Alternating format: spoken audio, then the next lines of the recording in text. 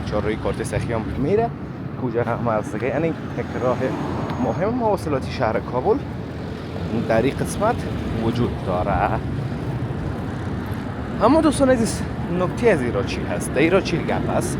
اول خب میایم این طرف که رستوران نصیب اگه نبینیم خب همیشه ایرا میفهمید که رستوران نصیب یکی از پرخاطره ترین رستوران های شهر کابل هست. سرک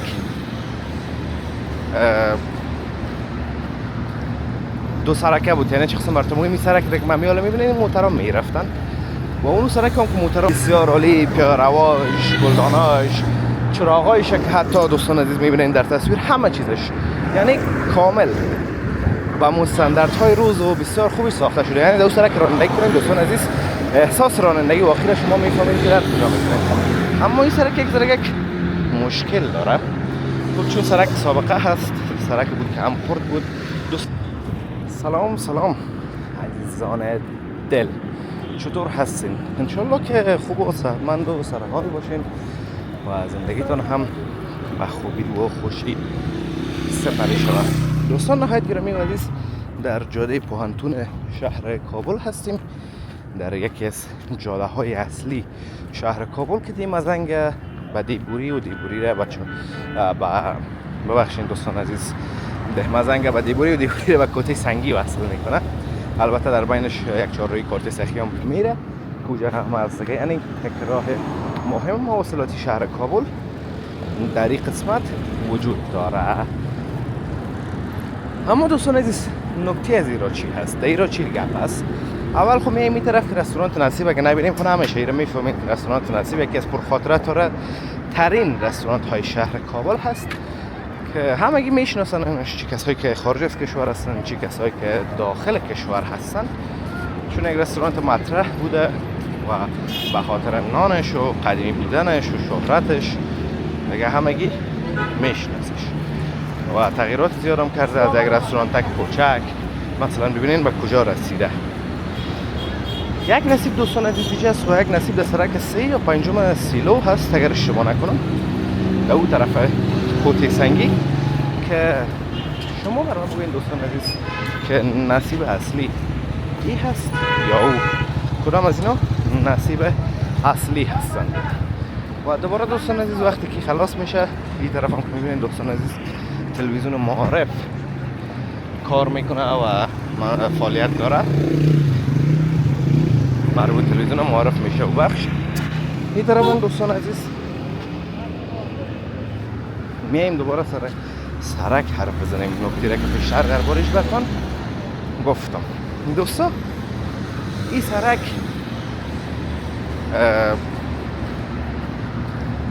دو سرکه بود، یعنی چه قسم براتون میگم، این سرک که من میاله میبینید موترها میرفتن و اون سرک هم که موترها میرن اون طرف گلدان، اون سرک آمد بود، حالا موترها میرن.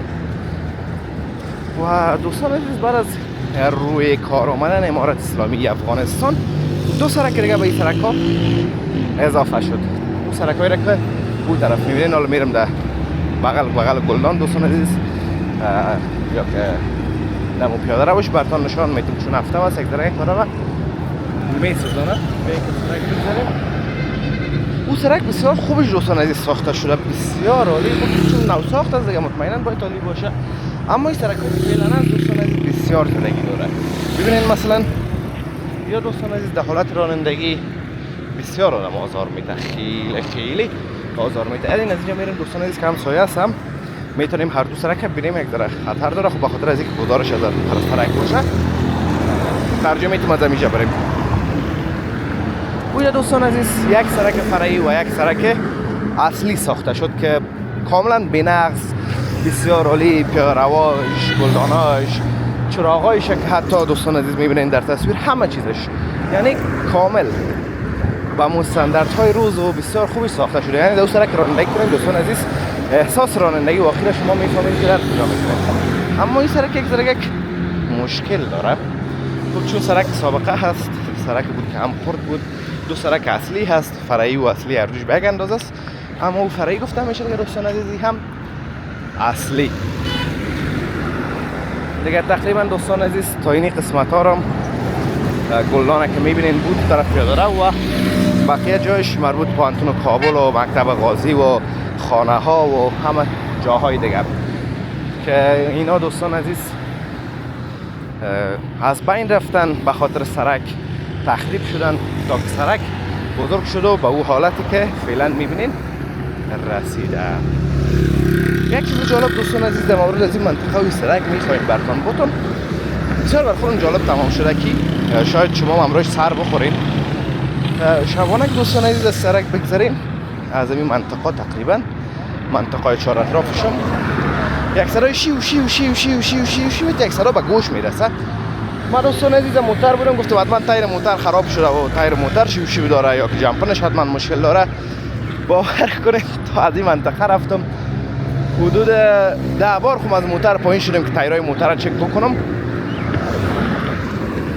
تا بالاخره دوستان عزیز که از این منطقه خارج شدم و دیدم که تایر مشکل نداشته و خانه رسیدم و روز بعدش که از این سرک میگذاشتیم یکی از دوستایم که تمیج خانه دارن و هستن زندگی میکنن بر من گفت که این صدا از پرنده ها و زنده جان هایی است که در شب دوستان عزیز فعالیت میکنن. چرچرک ما برش میگیم دیگه، چرچرک ها هستن اونا هستن و این صدا را میارن و این صدا رفت و موتر رو چیزی نداره. اینا در درخت‌ها و فضاهای باز جنگلی مایجه از دوستان از زیادتر جاهای دولتی هست و خاطر یک فضای سبز کلش داره.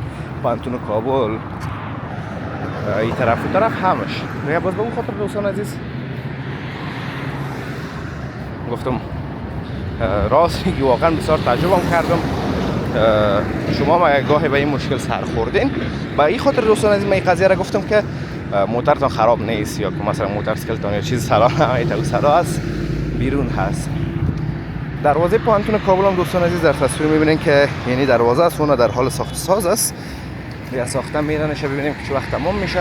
بسیار زیبا دروازه ساخته میشه دوستان عزیز دیگه. هرچی که بهتر و خوبتر باشه جور میشه ان شاء الله. ما هم دوستان عزیز سرک بگذاریم پس بیایم طرف پیاده رو ما هم تو دور بخوریم طرف پل سارخ.